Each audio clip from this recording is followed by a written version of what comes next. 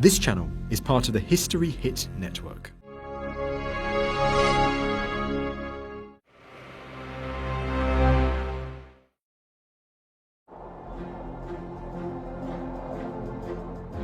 He was the man who would define the start of the 19th century. He has more documented victories than any other battlefield commander in history. I guess one would think, in terms of people like Julius Caesar or Alexander. And I would say in many ways he's greater. He's one of the most influential military leaders of all time.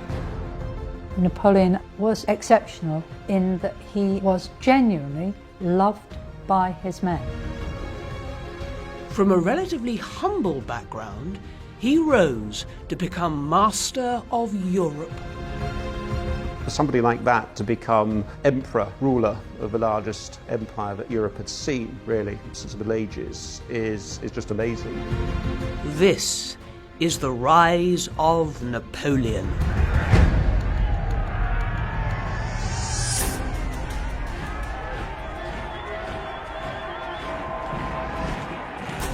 This government feels obliged to report this new crisis to you in fullest detail.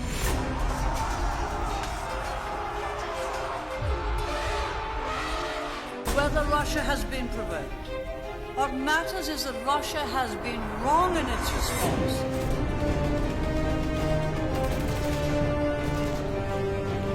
With this faith, we will be able to transform the jangling discords of our nation. Terror beseitigt sein, verwahren wir das Land.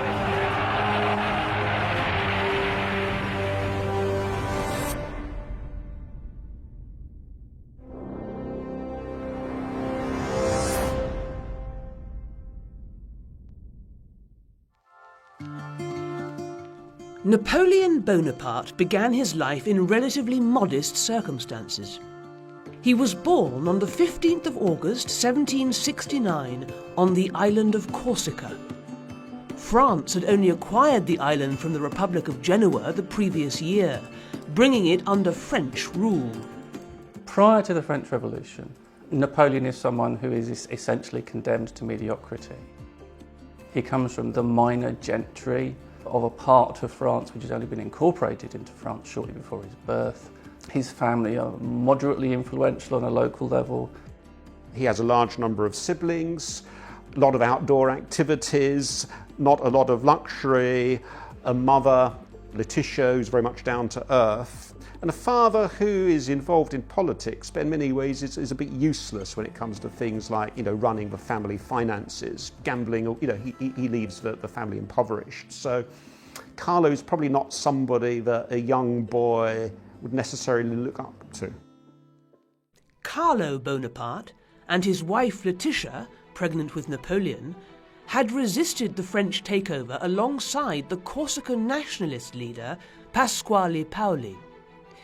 This, however, ultimately failed, and Carlo Bonaparte, reading the writing on the wall, decided to change tack. The French, they take over Corsica. It takes them about a year to more or less assert their control. And Carlo Bonaparte, and by extension the Bonaparte family, they switch from being sort of pro-Paoli freedom fighters for Corsican independence to being collaborators. And I think that's something which troubles Napoleon as he grows up. But the French monarchy is very keen to integrate Corsica. So a great way of integrating any new territory is to get prominent families to send their sons either into the civil service or, in Napoleon's case, into the army. He manages to become a military officer, but an artillery officer, which is not a particularly socially distinguished thing to be, because to be an artillery officer you have to know things, and knowing things is very lower class as far as the aristocracy are concerned.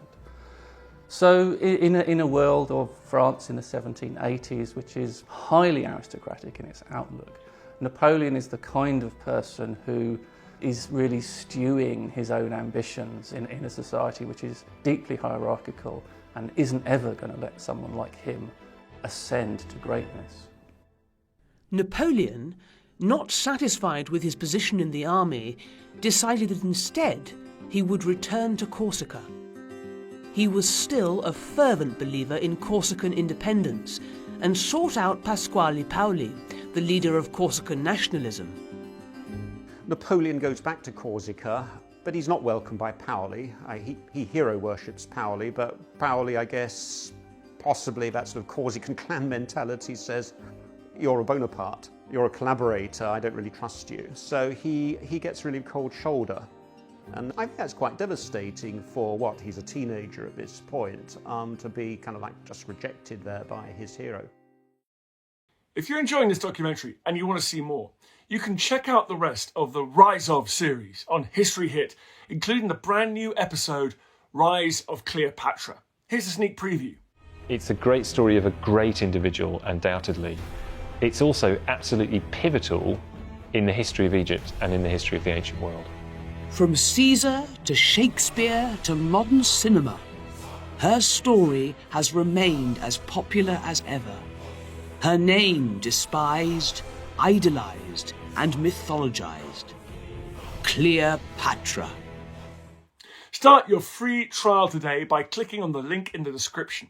And there's a special introductory offer for Timeline viewers if you use the code TIMELINE at checkout.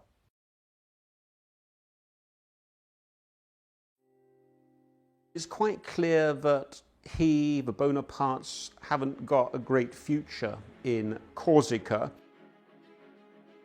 Napoleon is ultimately a pragmatist. If you want to make a career, if you want a future, if you want to do something big, you do it via the French route. Corsica isn't going to get you anywhere because Paoli is that sort of buffer, he's that roadblock.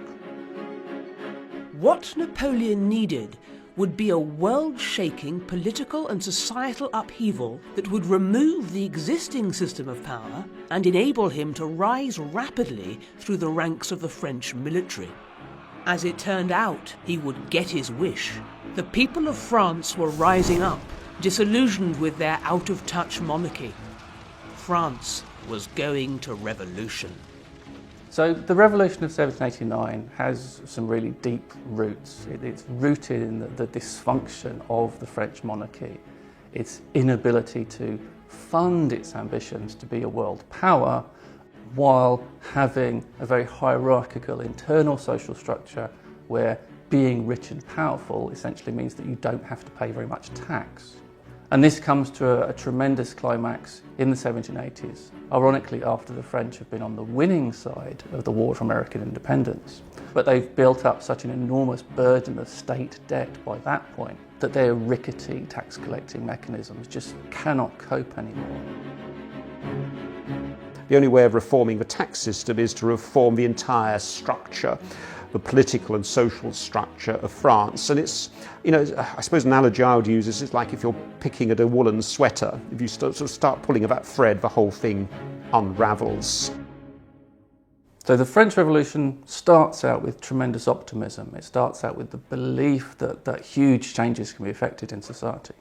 But it also starts out with fear and paranoia and conspiracies.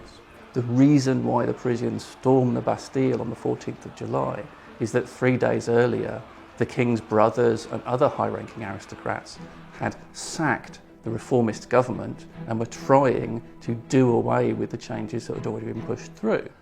And after July of 1789, the National Assembly that's been gathered together spends 2 years trying to put together a monarchical constitution, to have Louis XVI on the throne, to have political participation, to have rights, to have everyone paying their taxes and everything be good and great.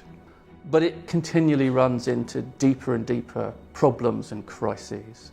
That Enlightenment rationalism that told people they could make reform, it also tells them they can reform the Catholic Church, for example. But trying to reform the Catholic Church runs into the opinion of the upper echelons of society. And this is one of the profound chasms that opens up within French society. So by 1791, 1792, you have a state really of latent civil war. All these tensions that have been brought out through the previous 3 years are still brewing. At the centre of this civil war were the Jacobins, led by Maximilien Robespierre.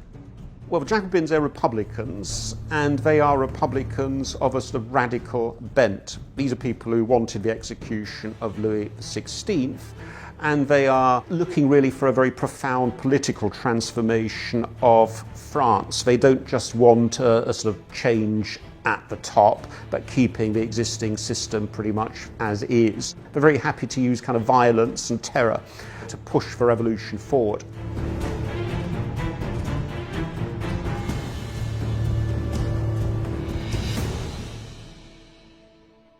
The Jacobins had a strong influence on Napoleon, and when he returned to France and rejoined his regiment in Nice in June 1793, he wrote an account expressing his support for the radical Republican group. Not long after, perhaps as a result of this pro-Jacobin writing, Napoleon was given his first big opportunity. He was called upon to lead the French artillery as the Republican forces laid siege to the strategic port city of Toulon. It's a natural harbour. To this day it remains the main port of the French Mediterranean fleet. It is so in 1793. So strategically immensely important for France. About a third of its fleet is stationed there in this period.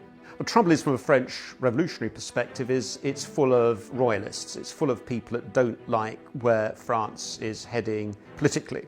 So they surrender the city to an allied force, not just a British force, but Spanish and Savoyard as well, who occupy that major strategic point, which then the French revolutionary forces, of which the young Napoleon Bonaparte is part, they then besiege. And this is where Bonaparte really steps onto the stage. As an artillery officer, he comes up with a plan to take one of the forts surrounding Toulon, which has been resisting capture. But if they can take the fort, they'll then be able to dominate the city and the port with their artillery, and their enemy position will become untenable. So he puts this forward particularly to a civilian politician called Barras, who himself is a nobleman by descent, but is one of these radical Jacobin representatives. And Napoleon is allowed to put this plan into action, and it succeeds. Napoleon's contribution during the siege of Toulon earned the 24-year-old artillery officer a promotion to the rank of Brigadier General. However, all was not so simple. The tide in France was turning, and the people were rising up again. This time against the Jacobins, whose reign of terror was coming to an end. The newly promoted General Bonaparte, whose connections to the Jacobins had helped him reach this position, now found himself on rocky ground. The Jacobins, of course, didn't last. They tried to promote the idea of the Republic, and in doing so, put to death about 40,000 of their enemies. And people naturally became extremely suspicious that they were going to be the next. Being a sort of professional soldier is a bit dangerous in the French army in this period, because regimes come and go in Paris with an ever-growing kind of rapidity. So if you tie yourself to a particular regime, that regime at some point is more than likely going to collapse, and your career, possibly your life, might collapse along with it. And Napoleon is associated with the Jacobins. He's published a pamphlet which gets him some note from Maximilien Robespierre's brother. And so when the Committee of Public Safety under Maximilien Robespierre is overthrown in the coup of Thermidor, Napoleon is almost dragged down with that regime. He's not dragged to his death, but it does put his career on hold, and his meteoric rise is stopped for a period. The Thermidorian reaction, as it became known, introduced a new regime that hoped to bring together the now fractured left and right-wing politicians. But achieving this was easier said than done. After the fall of Robespierre in July of 1794, the survivors of the terror spend the next year really deciding how to put France back together again, dealing with impulses towards revenge from both the left and the right. So these Thermidorians drift back towards a political centre which is therefore always more right-wing than some of the other surviving Jacobins would like, but clearly much more left-wing than a lot of surviving royalists would like. And royalism itself comes to express a whole spectrum of opinions, from absolute counter-revolutionaries who would hang everyone, through to people who start thinking, well, maybe a constitutional monarchy wasn't such a bad idea since we've mucked up having a republic. But all this is kind of stewing in a mix through into 1795, when these Thermidorians decide to have a new constitution. It provokes what is always referred to as a royalist uprising from the western districts of Paris.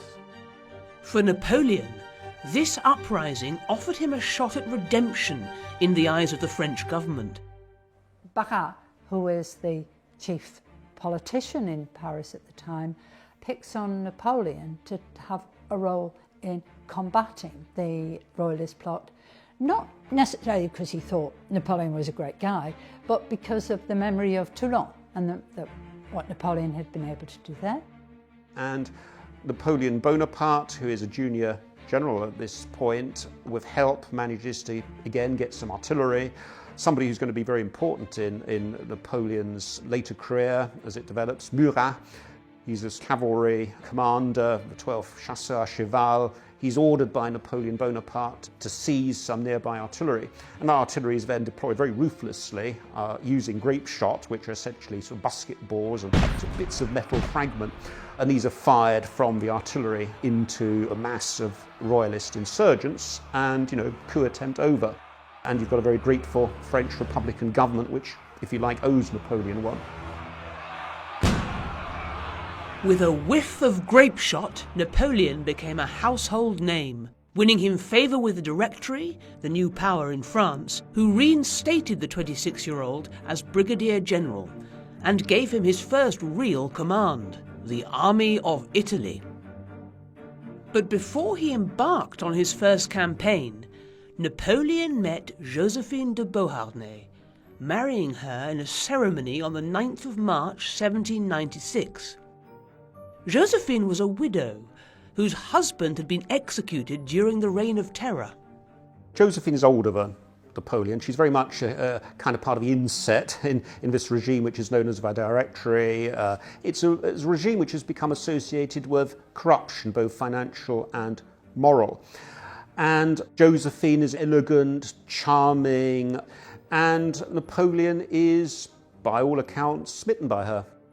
I suppose what is significant is that she is connected to the high echelons of the French regime, notably somebody called Barras, who's within the directorial government.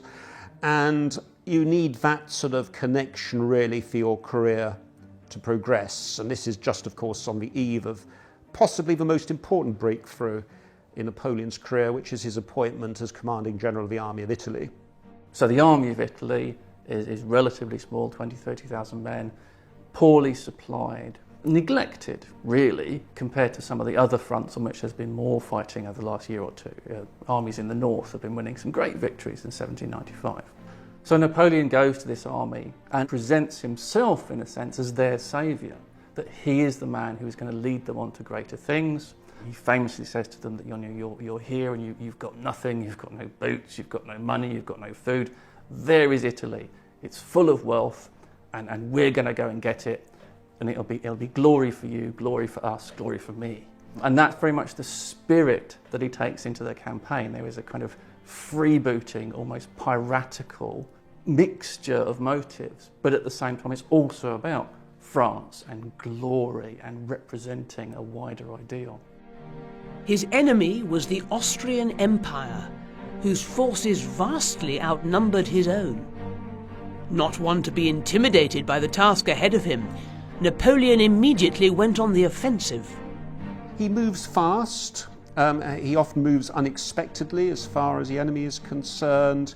So there's that vigour, which often is missing on the Austrian side. You follow through. He's got that great eye for geography. He can see where to advance, where to cut off enemy supplies, where to make the enemy feel that they can't retreat if they need to along their own supply lines. Napoleonic warfare, which really starts in this period, is characterized by rapid movement. And in Italy, through 1796 into 97, he consistently outmanoeuvres the Austrian enemy, pushes them out of a whole range of different territories. And the Austrians, by the autumn of 1797, sort of throw in the towel. It's made easy for them in that Napoleon Bonaparte, again, acts pragmatically and does a trade with them. So the Austrians actually receive Venice in return for territories which they're forced to give up, in effect, to France. And I think what is significant there from the point of view of Napoleon's career is that he's starting to act as a statesman as well as a soldier. He is making high-level geopolitical decisions without much reference to the government in Paris, it might be said. They have to basically accept what he signs up to.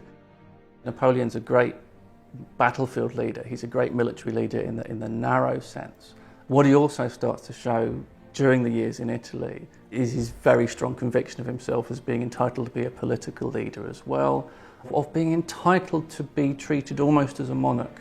And while he's there in Milan, he bases himself in what is effectively a palace and actually enlarges it and has big marquees put up in the gardens of the palace so that more people can come and pay court to him, so that it becomes the kind of place where you have to come if you want anything from the French authorities, and present yourself to Bonaparte, who is sitting there in a throne room waiting to have these audiences with you.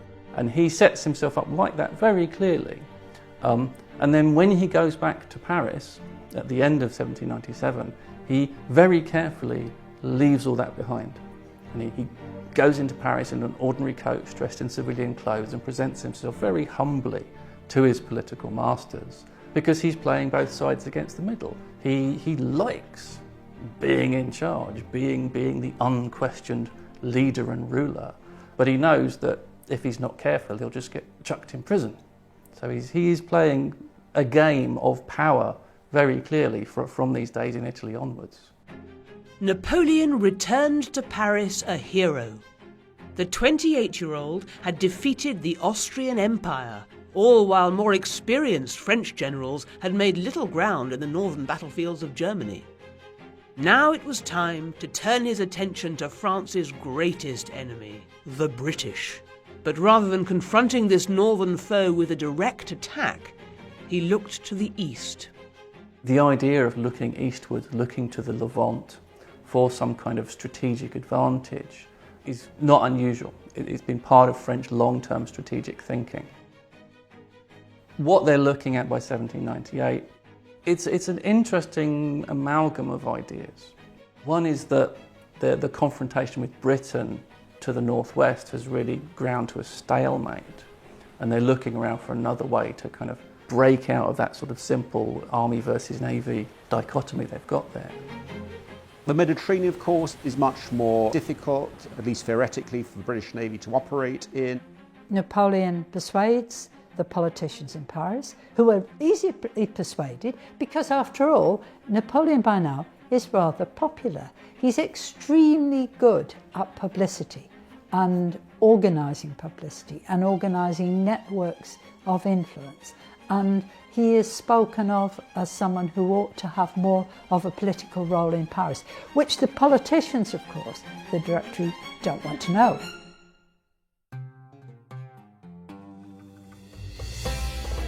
And so Napoleon was allowed to set off for Egypt, following in the footsteps of two of his greatest idols from antiquity. For Napoleon, he's going to be operating in this sort of exotic place where Julius Caesar and Alexander the Great have been conquerors. You can see how it's going to trigger the imagination of Napoleon. Napoleon wants to go to the east because, as he said, the east is where all great glory comes from. And he very clearly wants great glory. It's not about what he can do for other people. It is very much clearly about what he can do for himself to become greater. And he'll take to Egypt both, obviously, his military force and also this remarkable scientific force that he puts together, several dozens, hundreds of scientists and their associates who will found something called the Institute of Egypt, paralleling the National Institute of Sciences, which has been set up in Paris. They're going to investigate Egypt as a source of economic power, as a source of raw material, as well as somewhere where the French can get more influence going east towards India. They're going to Egypt, which has been most recently, of course, part of a Muslim empire, with a language which they didn't know. Almost no one on those boats going to Egypt had any knowledge of Arabic. And what knowledge they had was classical Arabic. And what they'd given to inform them about Egypt was what they'd read when they were students, which was Herodotus and his absolutely brilliant account of the society and culture of ancient Egypt. Most of them also are dual purpose, these intellectuals, so they do have a function with things like sort of military logistics and administration, but in the other half of their professional lives they're taking sketches of these wonderful monuments which they see, of cataloguing, of collecting, and of discovering objects like the Rosetta Stone, and of, in many ways, creating that modern subject area of Egyptology. The Egyptians hadn't really seen a military expedition on this scale, certainly not the Egyptians who were alive at the time. It is a colossal military expedition in terms of number of ships and in terms of number of troops who the French bring over. So I think one could talk about shock and awe in the initial sort of phase. Napoleon makes all sorts of promises. He adopts language which he thinks will be appealing to Egyptians. Looking at how Napoleon approaches the contemporary population of Egypt, there's also some very deeply negative aspects there. They go in with this very superior Enlightenment attitude that you can exploit Islam. You can lie to people and say that you're sympathetic to Islam, and then they will obey you. And particularly early on in the French occupation, there are some very cynical attempts to persuade the general population that French republicanism, because it's anti-Catholic, is pro-Islamic. And it is all entirely sort of superficial and cynical and manipulative.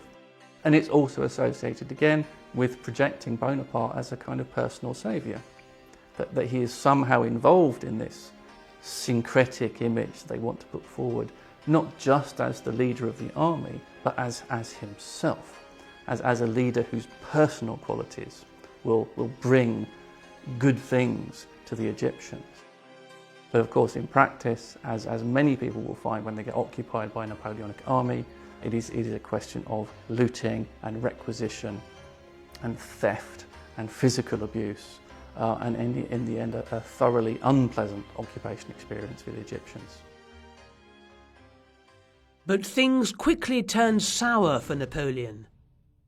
Thinking he was out of reach of the British Royal Navy, he was caught off guard when Admiral Horatio Nelson destroyed the French fleet in the Battle of the Nile. In true Napoleonic fashion, the French general did not stay put for long, instead choosing to go on the offensive, hoping to meet the British-backed Ottomans who were marching towards him head-on. The campaign which takes place ultimately is a failure for the French. They don't achieve their objective, which is to halt the Ottoman advance. But you do get a couple of episodes which are important for Napoleon's reputation. And one is the massacre of Ottoman prisoners, which is a dark episode even by the low standards of a period. It's controversial. And the other is where he is seen to heal and to sort of touch the plague victims. Plague is still rife in that part of the world in the late 18th century. And there's this very famous painting which shows Napoleon almost as a Christ-like figure touching these people who are afflicted with plague. He's brave enough to do that. It's that sort of care which he shows for the ordinary French soldier, at least that reputation which he acquires, which makes him so popular amongst the ordinary French soldiers. The Egyptian campaign was a failed campaign, militarily. But Napoleon managed to get himself and his close associates back to Paris quickly enough before the politicians in Paris realised it had been a failure. What Napoleon does is abandon his army in Egypt. And that, again, is one of those turning points in his life that we have to acknowledge. He had no orders to return to France. His army had partly successfully, partly unsuccessfully expanded the area under control, but it was becoming clear to him that a stalemate was going to ensue. And he'd started to hear rumours that things were going on in France that might open up other possibilities for him. So in the middle of 1799, he is ironically welcomed back into France. All that they have heard is his propaganda about how wonderfully things were going in Egypt. Rather than facing a firing squad, Napoleon received a hero's welcome upon his return to France, at a time when the country's political situation looked dire. France is now confronting a new coalition of enemies, not only Britain and the Ottomans, but also the Russians and the Austrians again. So from a geopolitical standpoint, it's not rosy, and domestically the Directory is imploding. It's been sort of swinging from left to right, it's unstable. There's a group of politicians in France who say this has got to stop. We need to have a regime change, but we need to have a general. We need to have some military muscle to effect what is going to be a coup d'etat. But these coup plotters, which come to be centred around the Abbé Sieyès, who is a sort of wonderfully genteel intellectual to find at the heart of a coup plot, who's been there since 1789 with, good but slightly overcomplicated ideas about how to run a country. He's still there in 1799, trying to find people who'll join him in actually overthrowing the Directory and imposing a more authoritarian solution. And this is the situation that Bonaparte steps into after they've considered various other military leaders. But once Bonaparte gets his feet under their table, he very clearly makes himself the leader of what is going to happen. It doesn't quite go as planned, because Napoleon is not a great public speaker, and he might be good at haranguing his troops, but he's not very good at sort of functioning in a sort of parliamentary setting. So in effect he gets denounced as an outlaw, and the coup almost goes awry but for the intervention of his brother Lucien Bonaparte and of his troops who protect him from what he claims is an assassination attempt, but is more a bit of spitting and jostling, and no worse than that. And in the end, the whole thing is decided rather brutally by armed troops pushing these legislators out of the assembly where they've gathered and telling them it's all over now. There's no way back. And having physically, as it were, dissolved the legislature, the coup plotters are now in a position to think about what to put in its place. Napoleon, now 30 years old, managed to seize power and declare himself first consul. Supported by 2 other consuls, he now found himself at the head of the French state, a position that was soon confirmed by something completely new to France, a plebiscite. The idea of every adult male, regardless of what tax they had paid, getting a vote sounded extremely revolutionary, extremely liberating, extremely egalitarian. But of course, the question that they're asked is actually very narrow. It's, are you going to take Napoleon, Cambara says, and Le Bon as 3 consuls, or are you not? There's no alternative. In addition, Napoleon's brother Louis, who did the counting in the plebiscites, manipulated the figures. The thing is that this regime wants near unanimity. It wants to show that it's brought all French people together, that it's above faction. And you can't really show that if you simply get 51% of the vote as opposed to 49% of the vote. So that's, I think, the reason for the cheating. Not that you want to win, but that you want to show unanimity. So the consulate presents itself very successfully as a peacemaking regime, as something that will pacify France. And there's different levels at which this is quite true. A lot of law and order has really broken down in the later 1790s.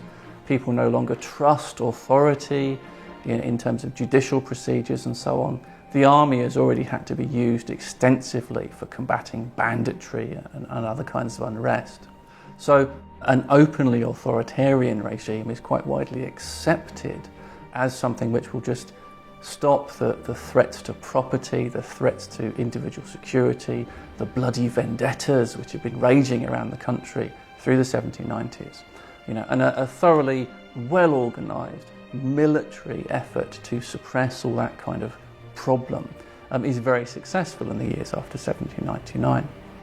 What people wanted was security and stability and an end to civil war, and along with that, a legal and judicial system that would work. And the reform has been talked about, reform has been discussed, but nothing completed. And it was under Napoleon as first consul that Napoleon promoted, first of all, a new judicial structure which was centralised on Paris, where judges were appointed directly by the Minister of Justice in Paris, and a codification of the laws, which had been endlessly debated but not completed. Napoleon will negotiate a so-called concordat with the papacy. He'll negotiate a return to an essentially collaborative relationship with the Catholic Church, ending the most deep-seated conflict which has dogged the 1790s, while at the same time not having to give the Catholic Church back any of its money.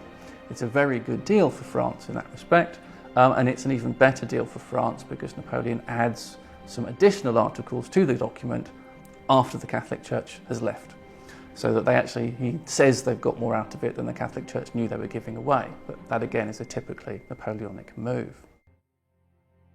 The Napoleonic regime is more conservative, and it starts to talk about reinstituting old institutions which help preserve a kind of stable France. And that means a kind of a patriarchal system, amongst other things. And that's bad news for those who had been arguing for things like the abolition of slavery, but also for equal rights for women.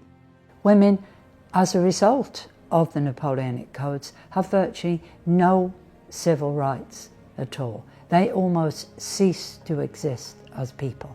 The father has total control over the children, over how they're to be brought up, where they're to be brought up, how they're to be educated and married. He makes those decisions. He even makes the decision where his wife is to live. And in theory, he could insist upon his wife accepting a mistress living in the same house. Women's status is noticeably reduced. Napoleon was now the de facto ruler of France, but his hold on power was tenuous to say the least. Austria had reoccupied northern Italy and a French garrison was under siege in Genoa. Napoleon had to act, quickly and decisively. In order to secure his hold on France, he needed a swift victory over Austria. And so he followed in the footsteps of Hannibal and marched his army over the Alps. Napoleon's crossing of the Alps is a sort of quintessentially Napoleonic action. It catches the Austrians by surprise. It means that the French have quickly positioned themselves in such a way that they threaten the Austrian lines of communication, back into Austria ultimately. So it forces the Austrian commander, somebody called Michael von Miller, to turn around and to head towards the French army, which he has to neutralise. Napoleon met the Austrian forces for a single decisive battle near the town of Marengo.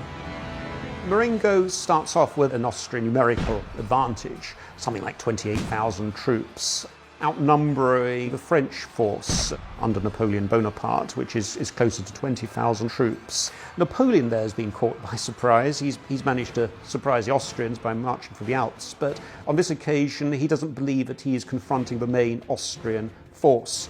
And what Napoleon has been doing, perhaps unwisely, is spreading out his own troops to try and cover various sort of lines of communication. So he's dispersed his forces. So the battle initially doesn't go very well for the French. They are forced to fall back. And so the Austrian commander is actually, he basically thinks he's won, and is sort of, actually he retreats himself to communicate that success back to his superiors. But he's done it a little bit ahead of the close of play. The French managed to call up reinforcements. Napoleon throws in his consular guard and he plugs some gaps in the French line. And then you get the arrival of Desaix, who comes in at a crucial moment and really catches, I think, the Austrians, who really think they have won, by surprise and bundles them back to where they had started and inflicts, a substantial number of casualties on the Austrian side in terms of killed, wounded, but above all captured. So that really wrecks the Austrian army. Napoleon is again saved from possible defeat by General Desaix, who storms onto the battlefield of Marengo and gets himself killed in saving the day, enabling Bonaparte to claim all the credit.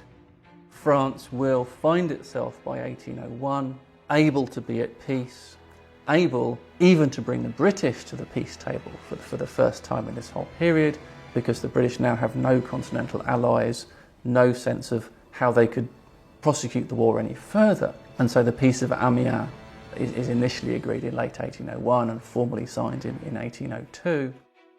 And for the next year or so, Napoleon really does appear as the peacemaker of Europe. He's established a settlement where France is as dominant as a nation might want to be in that sphere of Western Europe. But it will turn out to be only a pause in the larger military story.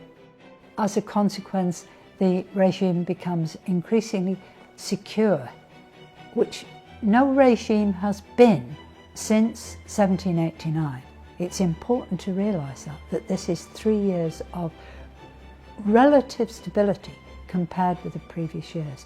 And so Napoleon then risks a new plebiscite, which makes him consul for life, which again, there's a victory of about 3 million yeses and a few thousand noes. He was never going to lose any of these votes, and it's simply a question of deciding how much he wants to win them by. And this is a pattern that carries forth from the life consulate into his nomination as emperor, which will happen a year after the war has restarted. The argument which Napoleon uses, and his supporters say that you take out Napoleon, for an assassin's bullet or a bomb, and there are assassination attempts, several against Napoleon in this period. The only way of stopping that is to create a hereditary system where it doesn't really matter if you take out Napoleon, because you've got a clear line of succession. Undoubtedly, to be proclaimed emperor was going to be the top, and particularly for a nation of men educated in the classics. To have an emperor was better than to have a consul. And that is ratified by plebiscite in the spring of 1804, leading to the famous coronation at the beginning of December, where Napoleon very famously crowns himself, that he would not give up to anyone else the right to put the crown on his head. So he takes it from the hands of the Pope and puts it on his own head. And at that point, crystallised in a very deliberate propagandistic choice, you can see exactly who Napoleon Bonaparte thought he was. Napoleon knew his history, and he knows the story of Charlemagne, who had been crowned by the Pope on Christmas Day, 800. And of course, that relationship implies that the Emperor of the West owes his authority and legitimacy to the Church as a mediator between God and the secular power. And Napoleon doesn't really want to give that kind of impression. In just 10 years, Napoleon Bonaparte went from an unknown artillery officer to the emperor of the largest empire Europe had seen in 1,000 years. His ambition did not stop there, and would see Europe through an almost constant state of war for the next decade, an era aptly named the Napoleonic Wars. Napoleon had the opportunity, as he'd had the opportunity before, to sit back into being a great power. But the future would prove that was never enough for him. There's always more to strive for, and he, of course, after 1804, embarks upon the greater part of his territorial conquests which will take him to Spain after 1808 and to Russia in 1812. It's a regime ultimately founded upon not democracy but military victory, and you really need to supply military victory after military victory, and of course that means really a route to conquest without limit. Although Napoleon's military successes ultimately faltered, and his mastery over Europe proved to be short-lived, his legacy has endured to this day. If you look at France, it's really under Napoleon's direction and encouragement that the institutions of modern France are really created. Its creation is promoted, right down to all the codes of law. In every direction you can say there is Napoleon's hand.